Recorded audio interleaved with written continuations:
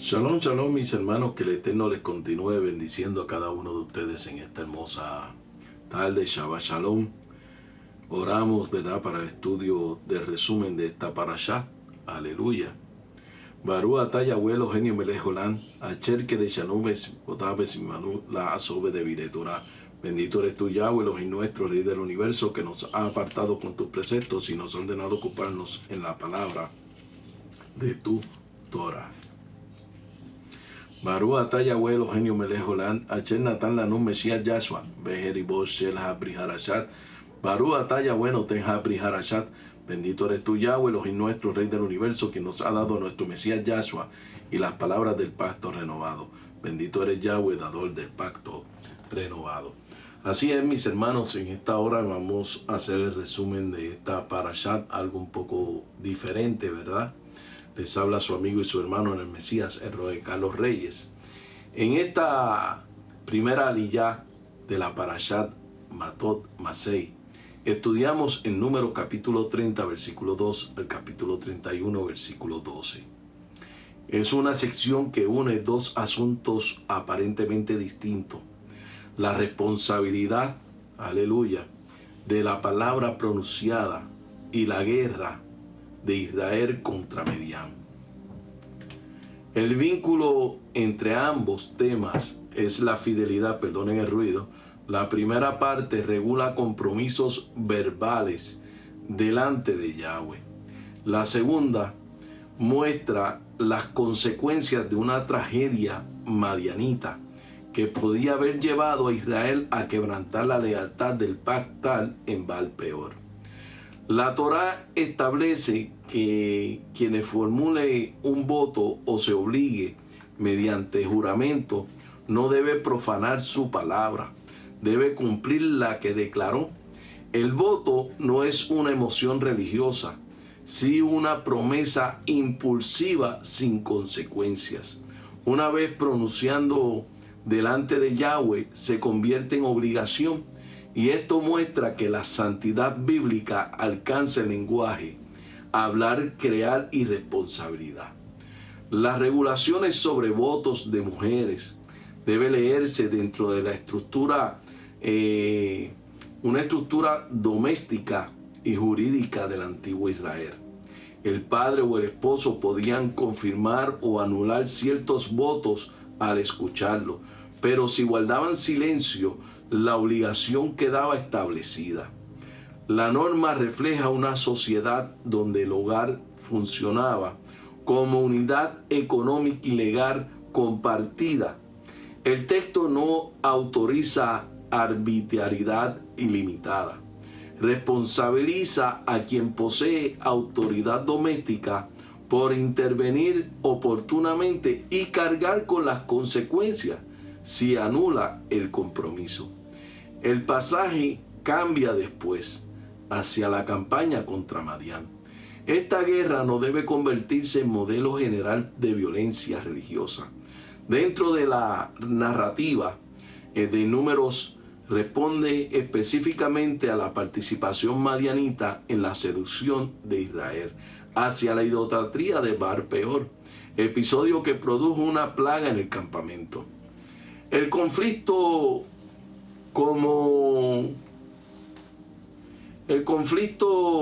histórico, como un juicio histórico, ¿verdad? Dentro de un momento particular del pacto, 1000 hombres de cada tribu son enviados, ¿verdad?, a la campaña. Acompañado por Pinjas, hijo de Eleazar, con utensilios sagrados y trompetas, la presencia sacerdotal indica que la acción no es una expedición privada para obtener territorio o enriquecimiento, está vinculada al juicio declarado previamente por Yahweh contra quienes intentaron destruir la fidelidad de Israel desde adentro. Bilán aparece entre los muertos de la campaña. Su muerte conecta la guerra con los episodios anteriores. Aunque no pudo maldecir a Israel verbalmente, La tradición narrativa lo vincula con la estrategia que condujo al pueblo hacia el peor. Esto expone la contradicción del profeta, alquilando su boca que pronunció bendición porque Yahweh obligó, pero su orientación moral permaneció ligada a la recompensa y la corrupción. La sección es éticamente difícil y no debe suavizarse. Describe guerra, muerte y captura de personas dentro de un mundo antiguo violento. La tarea exegética no consiste en convertir estas acciones automáticamente en mandatos universales, sino entender la función concreta dentro de la narrativa, de una narrativa del juicio, santidad y supervivencia de Israel. Tampoco debe usarse, ¿verdad? Aleluya, del texto para legitimar las guerras. Una guerra religiosa contemporánea. La razón con el santuario está presente mediante pinjas, las trompetas, el carácter sagrado y las campañas. Israel no puede separar su conducta militar de su identidad pactal. Incluso en la guerra, el pueblo queda sometido a purificación, a distribución y regula y la redención de cuentas. La conexión con Yahshua debe hacerse sin anacronismo. El pasaje no habla directamente de él, pero forma categorías revelantes para comprender el reino. Una integridad de la palabra, la lealtad exclusiva a Yahweh, un juicio contra la corrupción y responsabilidad por los compromisos asumidos. Yahshua también exige que la palabra del discípulo sea confiable, sin manipular. Hay juramentos para ocultar falsedad. En Números capítulo 30, versículo 2, al capítulo 31, versículo 12, confronta una verdad básica. La infidelidad empieza frecuentemente con palabras tratadas sin sinceridad y termina en alianzas que desordenan al pueblo. La comunidad del pacto debe cuidar tanto lo que promete como aquello con que lo asocia. En la Parashat Mató y Masei, en esta primera liyá, que son los votos y la guerra contra Madián, y esta liyá une dos temas que a primera vista parecen independientes: la santidad de los votos, la guerra contra Madián. Sin embargo, ambos están conectados por una misma idea. La fidelidad del pacto exige palabras y las acciones del pueblo permanecen bajo la autoridad de Yahweh. El texto presenta obligatoriedad de los votos, autoridad familiar sobre determinados votos y responsabilidad por las palabras pronunciadas, un mandato de juzgar a Madián. Hay una preparación de la campaña militar, una participación de Pinjas, una derrota de Madián, muerte de sus reyes, muerte de Balán y rescate de cautivo y captura del botín. La pregunta es: ¿cómo responde el pueblo del pacto cuando Yahweh exige fidelidad, tanto en la palabra dada como en la ejecución de su juicio? En Números capítulo 30, versículo 2 al 31, capítulo 12, establece que la fidelidad del pacto se manifiesta tanto en la integridad de la palabra como en la obediencia de los actos de justicia ordenados por Yahweh, mostrando que Israel debe gobernar con su boca, con verdad y sus acciones conforme al juicio divino, sin actuar por interés personal ni por iniciativa propia. En Números capítulo 30, versículo 2, la santidad de la palabra. La liyá comienza con un principio fundamental. Cuando alguno haga voto a Yahweh o haga juramento para obligarse, no quebrantará su palabra, hará conforme a todo lo que salió de su boca. En la Torá, la palabra no es un recurso retórico, es un compromiso delante de Yahweh. El pueblo que representa a Yahweh debe reflejar su fidelidad también en su manera de hablar. La confianza comunitaria depende de las palabras que tengan valor. Los versículos 3 al 16 del capítulo 30 de Números, los votos dentro de la estructura familiar. La Torá regula los votos realizados por mujeres que permanecen bajo la autoridad de su padre o de su esposo. No se trata de disminuir su dignidad. El propósito es perseverar la responsabilidad dentro de la estructura del hogar y evitar que compromisos individuales generen consecuencias para toda la familia, sin el consentimiento de quien responde por ella. El énfasis del texto sigue siendo el mismo. Las palabras pronunciadas delante de Yahweh tienen peso y no pueden tratarse con ligereza. En Números capítulo 31, versículos del 1 al 6, vemos que el juicio contra Madián. Yahweh ordena ejecutar juicio contra Madián por su participación en la corrupción espiritual de Israel en Baal Peor. No es una guerra de expansión territorial, ni una campaña motivada por venganza nacional. Es un acto judicial dentro de la historia del pacto. 12,000 hombres, 1,000 por cada tribu, son enviados. Pinjas acompaña la expedición con los utensilios santos y las trompetas. La presencia de Pinjas recuerda que esta guerra no es simplemente militar, está subordinada a la santidad de Yahweh. En los versículos 7 al 11 del Números capítulo 31, la derrota de Madián, Israel derrota a Madián conforme al mandato recibido. Mueren los 5 reyes madianitas y también muere Malán. Su muerte cierra la historia iniciada con Balac. El hombre que no pudo maldecir a Israel termina asociado al juicio sobre quienes promovieron su seducción espiritual. El texto muestra que la corrupción del pacto tiene consecuencias históricas. La victoria no pertenece al poder militar, pertenece al cumplimiento del juicio anunciado por Yahweh. Números capítulo 31, versículo 12. Los cautivos y el botín. Los israelitas regresan con cautivo, ganado y botín. Sin embargo, la narrativa aún no concluye. La forma en que administrarán esa victoria será evaluada en la siguiente ariyá. La obediencia no termina cuando la batalla concluye. También alcanza la manera en que los pueblos administran las consecuencias de la victoria. En principios teológicos, número 1, la palabra dada delante de Yahweh posee valor moral y pactar. 2, la fidelidad comienza gobernando la propia boca. 3, la estructura familiar forma parte del orden del pacto. 4, el juicio contra Madián responde a la corrupción espiritual de Baal Peor, no a una enemistad étnica.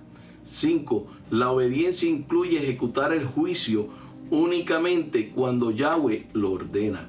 6, la victoria debe administrarse con la misma fidelidad con que fue obtenida. Vivimos en una cultura donde las palabras suelen perder valor. Se promete con facilidad. Se rompe el compromiso sin mayor preocupación. La Torá enseña lo contrario. La fidelidad comienza antes de cualquier gran obra. Comienza cuando las palabras pronunciadas reflejan un corazón íntegro. También existe una advertencia al respeto al juicio. Israel no debe por sí mismo cuando combatir. Actúa únicamente cuando Yahweh lo ordena. Eso impide convertir la justicia en venganza y la autoridad en violencia. Una violencia arbitraria. La obediencia exige tanto saber hablar como saber actuar en el momento y de la manera que Yahweh establece. Yahweh llama a Israel a honrar la santidad de la palabra y a ejecutar su juicio conforme a su mandato, mostrando que la fidelidad al pacto gobierna tanto los compromisos personales como las acciones colectivas del pueblo. Esta primera aliyá no trata simplemente de votos ni de una campaña militar. Trata de la integridad. La boca debe ser fiel. El hogar debe guardar el orden del pacto. La justicia debe ejecutarse bajo la autoridad de Yahweh. La victoria debe administrarse con obediencia. La falla aquí sería separar las palabras de las acciones, como si fuera posible prometer fidelidad mientras se vive con autonomía. La Torá enseña otra realidad. Quien pertenece al pacto honra a Yahweh, tanto en lo que dice como en lo que hace. Rechazar esta lógica es negar el principio mediante el cual Yahweh forma un pueblo cuya palabra, su vida familiar y su actual público permanecen sometidos a su autoridad. En esta parashat, Matot y Masei, tribus y jornada, en esta primera aliyá, que el tema principal es la fidelidad a la palabra dada y al celo por la santidad del pueblo del Elohim. La primera aliyá de Matot inicia con una enseñanza fundamental acerca de los votos, los nedarim, los juramentos. Moisés instruye a los jefes de la tribu que toda palabra pronunciada delante de Yahweh debe cumplirse fielmente. Números 32. Se establecen también las normas sobre los votos hechos por mujeres, considerando la autoridad del padre o del esposo dentro del hogar de Israel. Posteriormente, el relato cambia hacia el cumplimiento del juicio divino sobre Madián. Yahweh ordena a Moisés ejecutar venganza contra los madianitas por haber inducido a Israel al pecado mediante el consejo de Balaam. 12,000 hombres, como dije, 1,000 por cada tribu, son enviados a la batalla bajo el liderazgo de Fines, de Pinhas, quien lleva consigo utensilios santos y las trompetas para la guerra. La campaña concluye con la derrota de Madián, la muerte de sus 5 reyes y también de Balaam, hijo de Beor, quien había aconsejado llevar a Israel a la idolatría. Esta aliyá une 2 principios inseparables: la fidelidad a la palabra dada y a la fidelidad al pacto con el Elohim. En el contexto hebreo, la palabra matot, que significa literalmente tribus, aunque procede de matet, que también significa vara, bastón y cetro, en la cultura hebrea la vara representaba autoridad, gobierno, responsabilidad, identidad familiar. Por ello, Moisés dirige estas instrucciones precisamente a los líderes de la tribu. Por otra parte, un neder era un voto voluntario hecho delante del Elohim, aunque nadie estaba obligado a hacer un voto a un vez pronunciando, se convertía en una obligación sagrada. En Números 32, cuando alguno hiciera un voto a Yahweh, no quebrantará su palabra. Históricamente, Israel se encuentra en las llanuras de Moab, a las puertas de la tierra prometida. Moisés está transmitiendo sus últimas instrucciones antes de su muerte, preparando a la nueva generación para vivir como un pueblo santo. La guerra contra Madián no fue una conquista territorial, sino un acto de juicio divino contra un pueblo que había participado deliberadamente en la corrupción espiritual de Israel. En el Pesach, en el sentido literal, el pasaje presenta 2 acontecimientos principales. Primero, la legislación sobre los votos. Los hombres deben cumplir toda palabra pronunciada. Los votos de las mujeres podían ser confirmados o anulados por el padre o el esposo, dependiendo de las circunstancias establecidas por la Torá. Después el Elohim ordena la guerra contra Madián. Se movilizan 12,000 soldados. Pinhas acompaña al ejército con utensilios sagrados. Son derrotados los madianitas. Mueren sus 5 reyes. Balaam también es ejecutado. Todo ocurre conforme al orden dado por Yahweh. En el remés, los votos representan la importancia del poder de la palabra. Así como el Elohim crea mediante su palabra, también prepara a su pueblo, refleja su fidelidad siendo veraz. La guerra contra Madián simboliza la necesidad de eliminar aquello que constantemente seduce al creyente para apartarlo del pacto. No basta con vencer extremadamente es necesario cortar la raíz del pecado. Balaam representa el peligro de una espiritualidad aparente que busca beneficio personal antes que obediencia. En el Derash vivimos en una época donde las palabras suelen perder valor. Sin embargo, el Elohim sigue considerando sagrada la integridad. Yahshua enseñó: sea vuestro hablar sí, sí, y nuestro no, no. Mateo 5:37. La fidelidad comienza en aquello que prometemos. Asimismo, la guerra contra Madián nos recuerda que no podemos convivir con aquello que continuamente nos conduce al pecado. Hay batallas espirituales que no pueden posponerse. Todo aquello que amenaza nuestra comunión con el Eterno debe ser removido con decisión.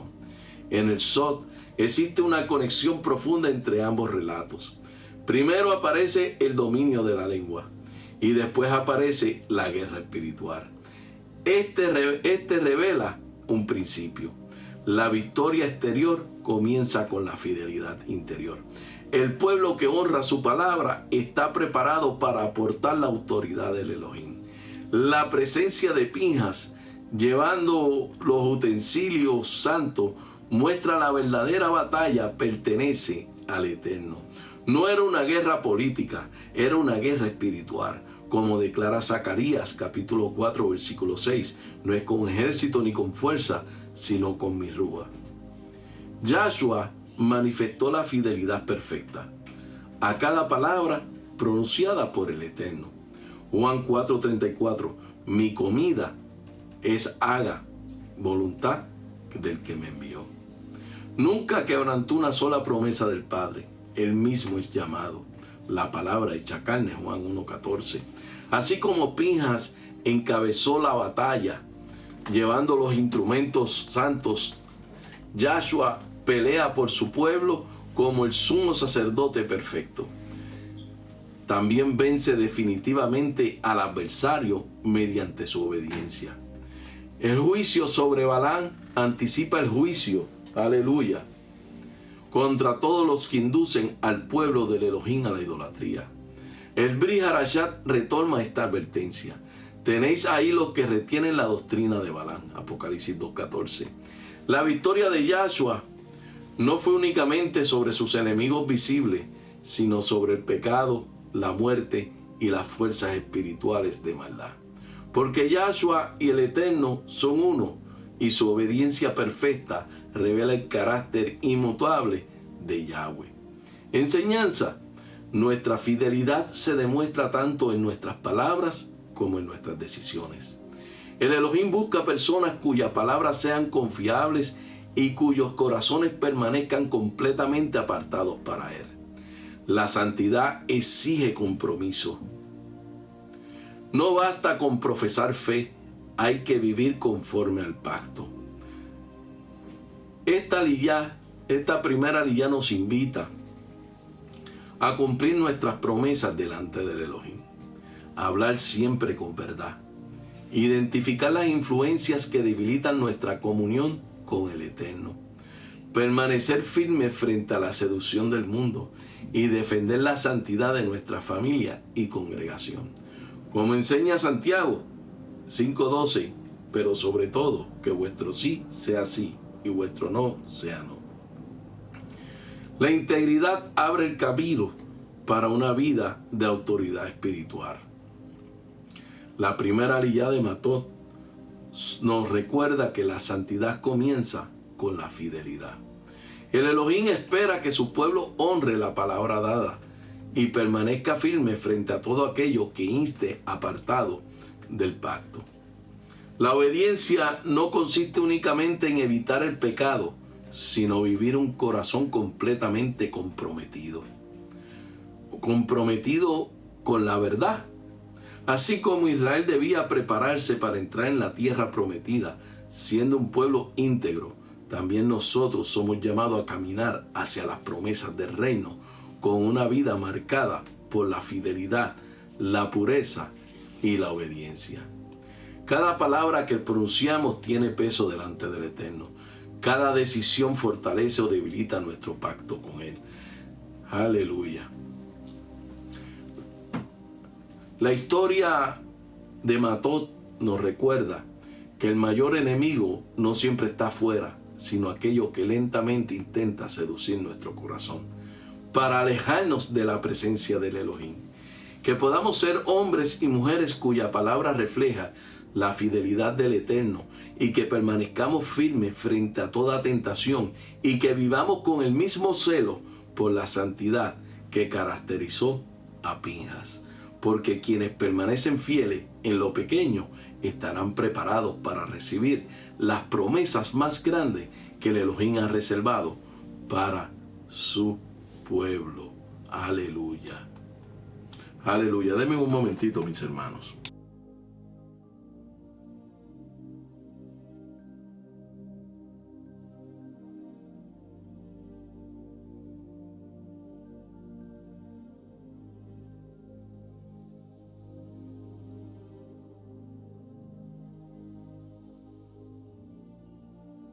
Aleluya. Seguimos en la segunda aliyá. En esta segunda aliyá de la Parashá Matot y Maseis, de número 31, versículo 33 al 54, una de las sesiones más difíciles del libro de Números. El texto narra la reacción de Moisés ante los cautivos traídos de Midian, las instrucciones de purificación después de la guerra, la distribución del botín y la ofrenda presentada por los oficiales del ejército. El episodio no debe leerse superficialmente ni transformarse en propaganda religiosa. El mandato de matar a los varones jóvenes y las mujeres que habían tenido relaciones sexuales pertenece a una escena antigua de guerra y juicio colectivo que resulta moralmente perturbadora para el lector moderno. La fidelidad académica exige reconocer esa dificultad una vez ocultada bajo las explicaciones piadosas. Dentro de la lógica, la narrativa, Moisés vincula a las mujeres madianitas con la seducción de Peor, donde Israel participó en idolatría y sufrió una plaga. Aleluya. En esta parashá, ¿verdad? En esta segunda aliyá, la purificación, el reparto del botín, como dije, la ofrenda de los oficiales. Esta segunda aliyá muestra que la victoria no termina con ganar las batallas. Después de la guerra contra Madián, Israel debe enfrentar 3 asuntos, o 4, porque está la corrección del ejército, la purificación después del contacto con muerte y botín, la distribución ordenada de los obtenidos y ofrenda voluntaria de los oficiales, o sea, 4. Por eso es que Israel debe enfrentar estos 4 asuntos, no 3, 4. La pregunta central es: ¿cómo debemos administrar a Israel una victoria obtenida bajo juicio divino sin contaminarse, abusar del botín ni olvidar de la perseveración del vino de Yahweh? En Números capítulo 31, versículo 13 al 54 establece que la victoria bajo el mandato de Yahweh debe ser administrada con la misma santidad con la que fue ejecutada, mostrando que el ejército necesita corrección. Una purificación de reparto justo, reconocimiento cultural, porque ganar una batalla no autoriza desorden moral, apropiación autónoma y olvido de la misericordia divina. En Números capítulo 31, versículo 13 al 18, Moisés corrige al ejército.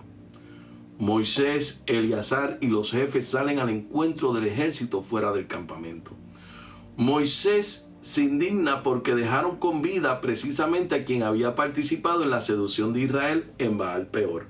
El problema no es crueldad, el problema es discernimiento judicial. La guerra contra Madián no era una campaña ordinaria, era respuesta al pecado que había llevado a Israel a la idolatría y a la plaga. Si el ejército preservaba sin discernimiento a quienes fueron instrumentos de corrupción, la victoria quedaba incompleta. La obediencia parcial podía reabrir la misma amenaza espiritual que el juicio debería cerrar. En Números capítulo 31, versículo 19 al 24, vemos que la purificación de los soldados, los cautivos y objetos, Todo el moto y toco muerto, todo el que mató y tocó muerto debe permanecer fuera del campamento 7 días. Debe purificarse al tercer y séptimo día. También deben purificarse los cautivos y los objetos. Los metales que resisten el fuego pasan por fuego y agua de purificación. Los materiales que no resisten el fuego pasan por agua. Esto conecta directamente con Números 19. La victoria no elimina la contaminación por muerte. Aunque la guerra haya sido ordenada por Yahweh, el contacto con muerte sigue requiriendo purificación. Eso es importantísimo. Obedecer en juicio no convierte la muerte en algo liviano. El campamento sigue siendo santo. Por eso los vencedores no entran inmediatamente, pero sí se purifican. Número 31, versículo 25 al 30, está el reparto del botín. Yahweh ordena contactar el botín y dividirlo entre quienes fueron a la guerra y toda la congregación. Una parte corresponde a los combatientes y otra parte al resto del pueblo. También se prepara una porción para Yahweh, entregada a Eleazar y a los levitas. Esto enseña que las victorias no pertenecen solo a los que estuvieron en el campo de batalla. El pueblo entero participa de sus consecuencias, pero nadie puede apropiarse del botín como propiedad autónoma. Incluso la victoria debe devolver la porción a Yahweh. Números 31, versículo 31 al 47 está la obediencia en la distribución. Moisés y Eleazar hacen conforme a lo que Yahweh mandó. Se cuentan ovejas, ganado, asno y personas. Se preparan las porciones correspondientes. La Torá dedica espacio detallado a los números porque la justicia no se queda en intención. Se verifica en administración concreta. El orden del pacto alcanza también la contabilidad. La santidad no es abstracta. También se expresa cómo se cuentan, reparten y entregan los recursos. Números 31, versículo 48 al 54. Ofrenda de los oficiales. Los oficiales del ejército se acercan a Moisés y declaran haciendo el recuento de los hombres de guerra y no falta ninguno. Como reconocimiento representan a Yahweh objetos de oro como ofrenda. No es impuesto, no es botín apropiado, es respuesta de gratitud y expiación. Los oficiales entienden que la perseveración de sus soldados no fue casualidad. La victoria no solo produjo botín, produjo conciencia de deuda ante Yahweh.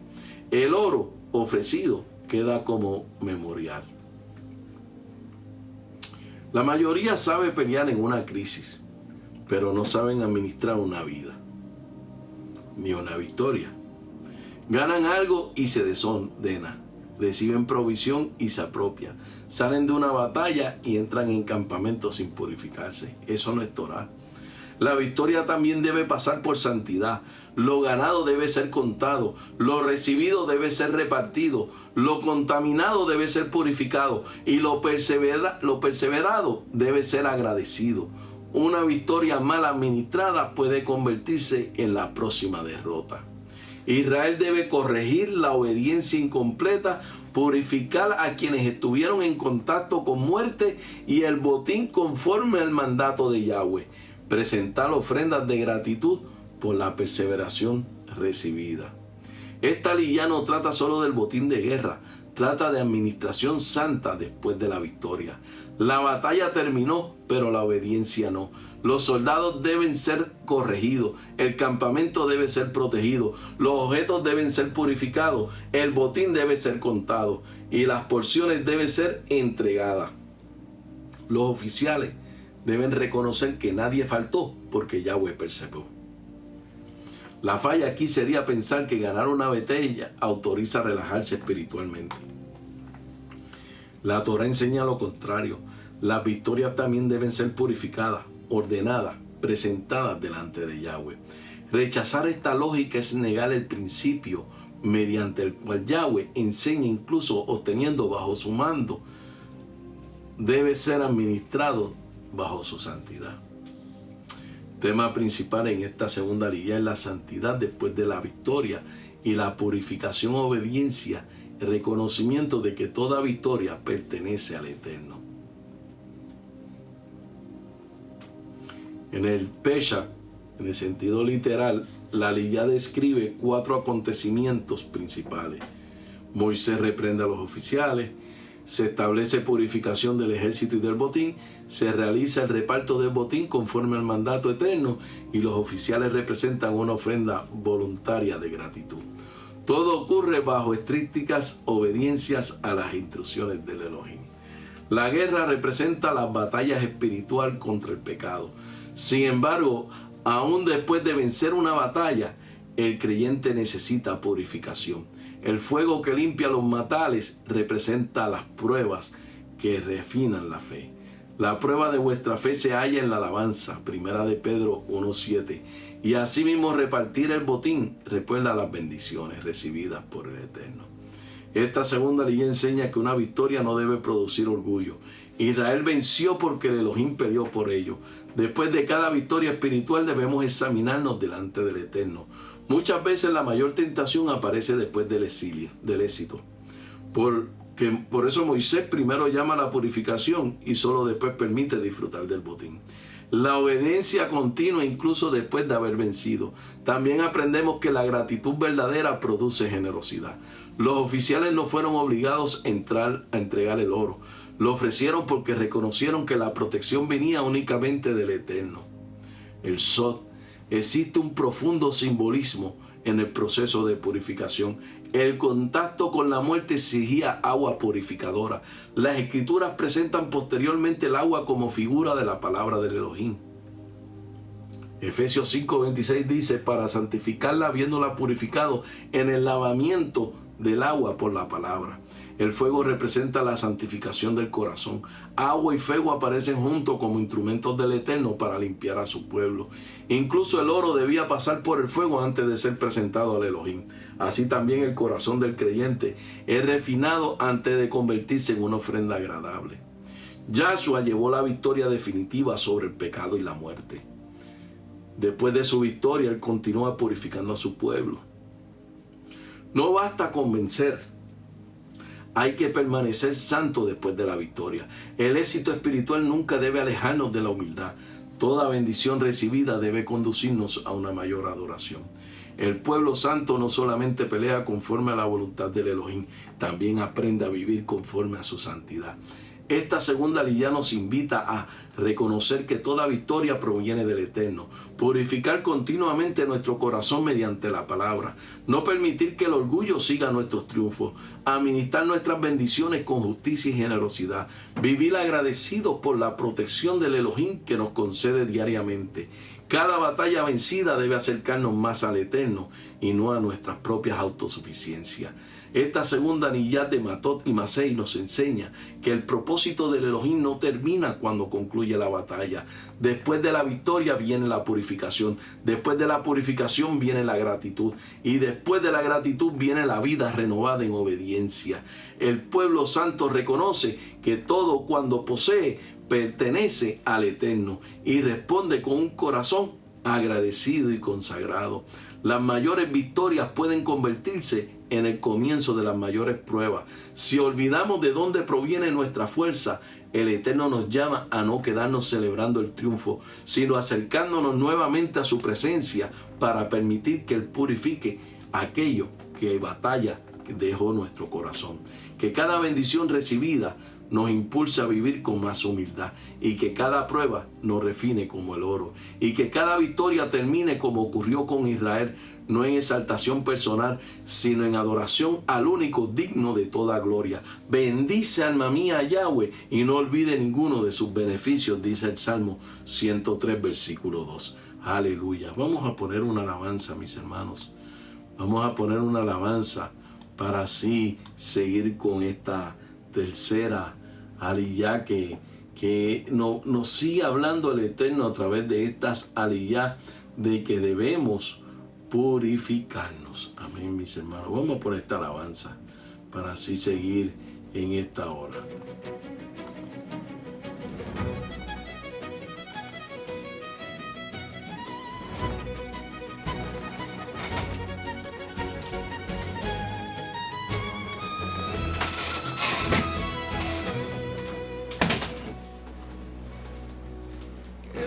Son a mi paladar tus palabras, Más que la miel que gotea en la montaña, no es una carga, es el mapa de mi alma, el río de vida que mis campos bañan. Buscaba descanso en senderos de arena y hallé en tu palabra la paz que es plena. Oh, cuánto amo yo tu instrucción, es mi meditación, mi respiración. 7 veces al día te alabaré, porque en tus decretos la vida encontré. Torah, delicia de mi corazón. Torah, luz en mi habitación. En el Shabbat encuentro mi reposo, en tus mandatos me vuelvo dichoso. Cae el silencio, nace el estruendo, vivo en tu luz, es mi nuevo comienzo. Danza, pueblo, que el yugo se rompió, la instrucción de vida, el rey nos devolvió.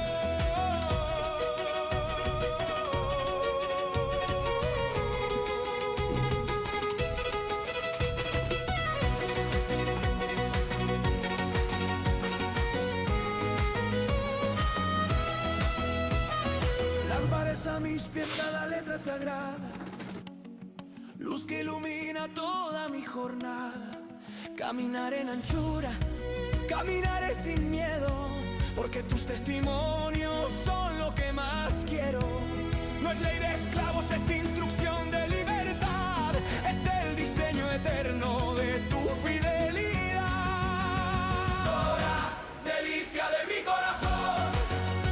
Torah, luz en mi habitación. En el Shabbat encuentro mi reposo, en tus mandatos me vuelvo dichoso. Cae el silencio, nace el estruendo, vivo en tu luz, es mi nuevo comienzo. Danza, pueblo, que el yugo se rompió, la instrucción de vida, el rey nos devolvió. Es mi delicia, es mi descanso, dulce Shabbat. Santo, santo, santo es el Señor.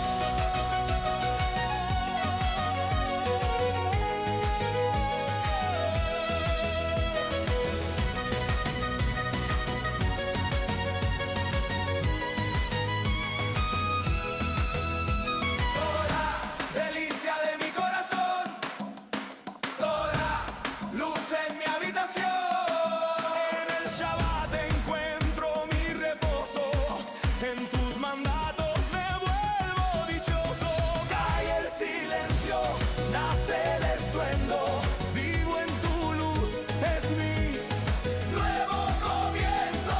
Danza, pueblo, que el yugo se rompió, la instrucción de vida, el rey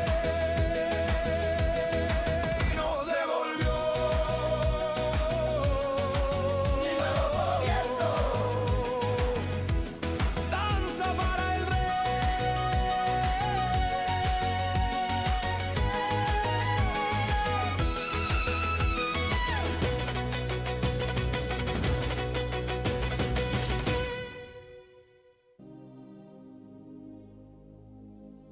Aleluya, aleluya. Seguimos en esta tercera aliyá, mis hermanos. En esta aliyá se introduce una situación inesperada antes de que Israel cruce el Jordán. La tribu de Rubén y Gad observan que la región conquistada este del Jordán es excelente para el ganado y presentan una petición a Moisés. Aleluya.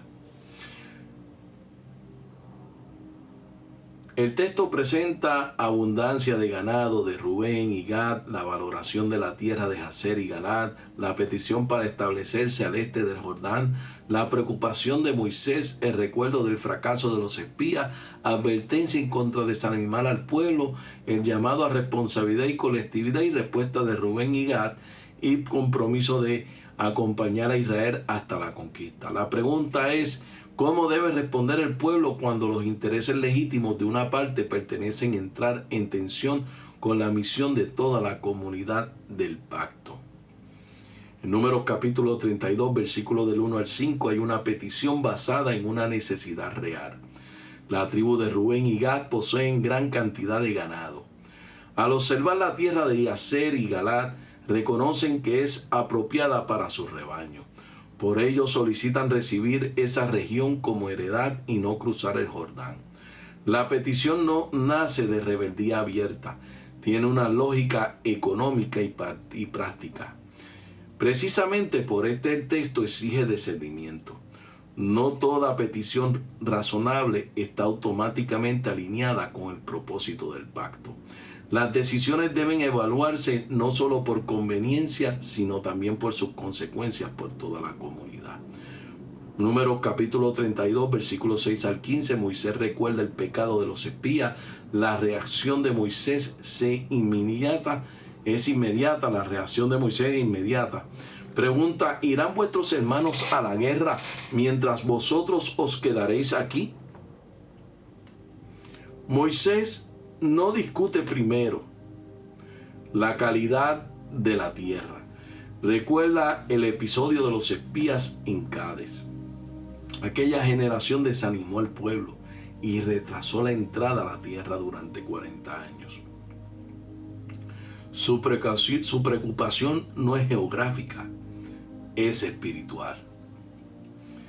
Teme que la petición vuelva a producir desánimo y división. La memoria del fracaso anterior protege a la nueva generación de repetir los mismos errores. El liderazgo fiel aprende del pasado antes de tomar decisiones para el futuro. Números 32, 16 al 19, Rubén y Gad aclaran su compromiso. Las tribus responden con una propuesta. Primero construirán corrales para el ganado y ciudades para su familia. Después sus hombres armados cruzarán el Jordán delante de los demás israelitas. No regresarán a sus hogares hasta que cada tribu haya recibido su heredad. No están renunciando a la misión común. Están proponiendo una forma distinta de participar de ella. La petición deja de ser búsqueda de comodidad para convertirse en un compromiso compartido. La herencia particular pueda subordinada al éxito de toda nación. Aleluya. El tema principal es la responsabilidad colectiva del pueblo del Elohim. El compromiso de anteponer el propósito del reino sobre el beneficio personal. Esta tercera liyá narra la petición de las tribus de Rubén y Gad, quienes poseían abundantes rebaños y observaron que las tierras de Aser y Galad, al oriente del Jordán, eran especialmente aptas para el ganado. Por ello solicitaron a Moisés recibir esa región como heredad y no cruzar el Jordán como el resto de Israel. Inicialmente Moisés interpretó su petición como una repetición del pecado cometido 40 años antes por los espías, como había dicho, quienes desanimaron al pueblo a entrar en la tierra prometida, en Números 13 y 14. Les recordó las consecuencias de aquella falta de fe y les advirtió que no hicieran desfallecer nuevamente el corazón de sus hermanos. Las tribus respondieron comprometiéndose a dejar protegidas a sus familias y ganado, pero cruzar armadas delante de Israel, para combatir junto con sus hermanos hasta que cada tribu recibiera su heredad.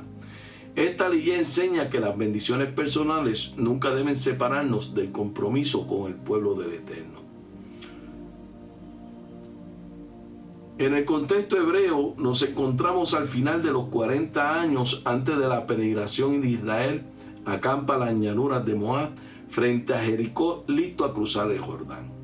Las tierras de Galad y Basán acababan de ser conquistadas tras las victorias sobre Sejón, el rey de los amorreos, y de Og, el rey de Basán.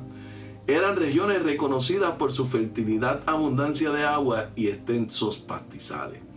Históricamente Galad fue famosa por su ganadería y por bálsamo de Galad, una resina muy parecida al antiguo cercano oriente por sus propiedades medicinales. Jeremías 8:22. Las tribus de Rubén y Gad vieron una oportunidad económica, pero Moisés les recordó que la prioridad del pueblo debía ser el cumplimiento del propósito del Elohim. El término hebreo halut significa el que marcha al frente, soldado preparado para la batalla. No se trataba solo de participar en la guerra, sino de asumir el liderazgo y el sacrificio antes de los demás. En el Peshat vemos que el relato describe la petición de Rubén y Gad, la preocupación de Moisés, el recuerdo y el fracaso contra desanimar al pueblo y el compromiso de cruzar armados delante de Israel. Moisés no rechaza inmediatamente la petición, primero examina las motivaciones del corazón. Y esto revela que el Elohim observa no solamente nuestras decisiones, sino también las razones que la producen. En el Remés, el Jordán representa el paso hacia la plenitud de la promesa. La tribu de Rubén y Gad estuvieron dispuestas a establecerse antes de cruzarlo. Espiritualmente esto nos recuerda que muchas veces podemos conformar con bendiciones suficientemente buenas, dejando de buscar plenitud de propósito que el Elohim tiene para nosotros. Sin embargo, su disposición de luchar por sus hermanos enseña que la verdadera bendición nunca debe producir egoísmo. El reino siempre se construye en comunidad. En el Derash, el Moisés hace una pregunta implícita y sigue vigente hoy. ¿Buscarás primero tu comodidad o el bienestar del pueblo del Elohim? Vivimos en una cultura que impulsa el éxito individual, pero el reino enseña responsabilidad mutua. La bendición nunca debe alejarnos del servicio. Cuando el Elohim prospera nuestra vida, también aumenta nuestra responsabilidad hacia los demás. Como enseña el Brit Hadashah, Filipenses 2:4, no buscando cada uno su propio bien, sino el del otro. La verdadera madurez espiritual se manifiesta cuando nuestras decisiones consideran también el impacto sobre nuestros hermanos. Existe un profundo simbolismo entre las dos orillas del Jordán. La tierra del oriente representa una bendición legítima, pero incompleta respecto al centro del pecado. Muchos creyentes vivían satisfechos con las bendiciones materiales, mientras permanecen lejos de una entrega total al propósito del Elohim. El compromiso de cruzar armados revela un principio espiritual. Antes de descansar en nuestra heredad, debemos participar en la victoria del reino. Así también Yahshua vino primero a servir antes de ser exaltado. El camino hacia la gloria siempre pasa por el servicio. Yahshua nunca buscó su propio beneficio. Aleluya. Las bendiciones del Elohim nunca deben producir aislamiento. Quien verdaderamente comprende el reino entiende que su prosperidad debe convertirse en una herramienta para vivir. El pueblo del Eterno avanza unido. Las victorias de uno pueden reconstruirse sobre el abandono. La fidelidad también consiste en permanecer junto a nuestros hermanos hasta que todos alcancen la heredad que el Elohim les prometió. Podemos vivir esta liyá cuando servimos antes de buscar reconocimiento, utilizamos nuestras bendiciones para fortalecer a otros, permanecemos fieles a nuestra comunidad de fe, no abandonamos las batallas espirituales mientras otros aún necesitan apoyo. Recordamos que somos un solo cuerpo. El reino se edifica caminando juntos. Esta tercera aliyá de Matot nos recuerda que las decisiones personales siempre tienen un impacto colectivo. Rubén y Gad aprendieron que la verdadera heredad no consiste únicamente en poseer una tierra fértil, sino en permanecer comprometidos con el propósito que el Elohim tiene para todo su pueblo. El Eterno bendice a quienes entienden la responsabilidad de servicio que son inseparables de la herencia del pacto. Es fácil pedir bendiciones para nuestra familia, nuestros trabajos, nuestros ministerios. Sin embargo, esta tercera aliyá nos invita a hacernos una pregunta más profunda. ¿Estamos dispuestos a luchar para que mis hermanos también alcancen las promesas del Eterno? El reino no se construye con creyentes aislados, sino con un pueblo que avanza unido, comparte las cargas y celebra victoria de los demás. Que nuestro corazón refleje el de Yahshua, un corazón que sirve antes de recibir, acompaña a descansar y a permanecer fiel hasta que toda la familia del Elohim entre heredada prometida. Así que según tengamos la oportunidad, hagamos bien a todos y mayormente a las de la familia de la fe. Aleluya. Shalom alejen, mis hermanos. Que el Eterno les continúe bendiciendo hasta aquí esta parte de esta aliyá, porque las otras vienen con el Haftarah. Shalom Alejem, mis hermanos, Shabbat Shalom, en esta hora que hemos traído esta aliyah.